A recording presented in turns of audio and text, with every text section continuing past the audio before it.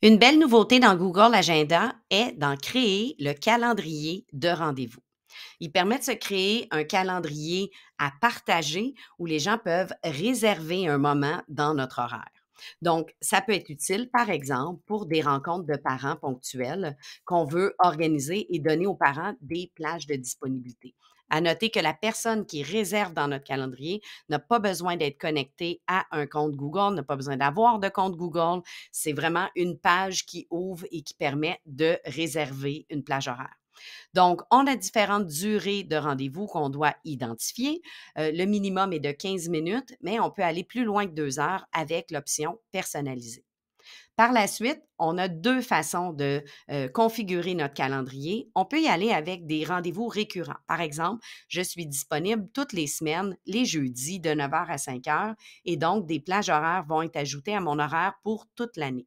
Si je choisis cette option, bien, tout est modifiable ici. Je pourrais dire que je ne suis pas disponible pour le lundi. Je pourrais ajouter une autre période à cette journée-là, donc de 9 heures à midi et de 13 heures à 16 heures, par exemple, pour me laisser le temps de dîner, et je peux dupliquer le tout dans toutes les autres journées. Si je fais ça, eh bien, ça va être récurrent un peu partout et je vais pouvoir, par contre, venir ajuster et dire que le jeudi, en avril, où je suis en vacances, je ne suis pas disponible en modifiant la disponibilité d'une date précise. Donc, je suis disponible tous les jours, sauf tel jour, tel jour, tel jour dans l'année. Si je choisis l'autre option, qui est de ne pas répéter les différentes disponibilités, bien là, je dois les entrer manuellement pour pouvoir dire, voici les dates où je suis disponible, par exemple, pour des rencontres de parents. Donc, on pourrait venir dire, je suis disponible le 31 mars et venir sélectionner les heures et venir dire, par exemple, je suis disponible entre 6 heures PM et 9 heures PM. J'ajoute ensuite chacune des dates manuellement ici et on voit qu'on a réservé des plages dans mon Google Agenda.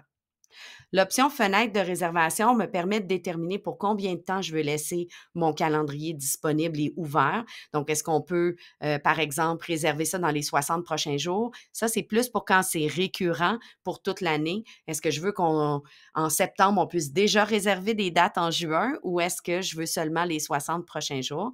Et on peut aussi venir mettre un maximum de temps, qu'on limite la prise de rendez-vous. Par exemple, on pourrait mettre un 12 heures ou un 24 heures parce qu'on ne veut pas qu'un rendez-vous se réserve à la dernière minute et qu'on ne l'ait pas vu, par exemple.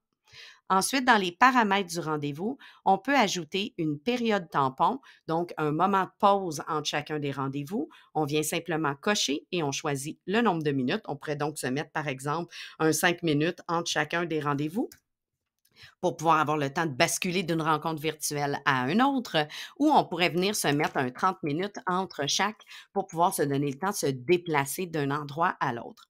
On peut aussi venir mettre un nombre maximal de réservations par jour. Donc, on peut dire, malgré que les jeudis après-midi, je suis toujours disponible, je limite à 4 rencontres parce qu'après ça, sinon, mon cerveau est trop rempli. Donc, par la suite, quand je clique sur suivant, eh bien, j'ai la personnalisation de mon calendrier de rendez-vous.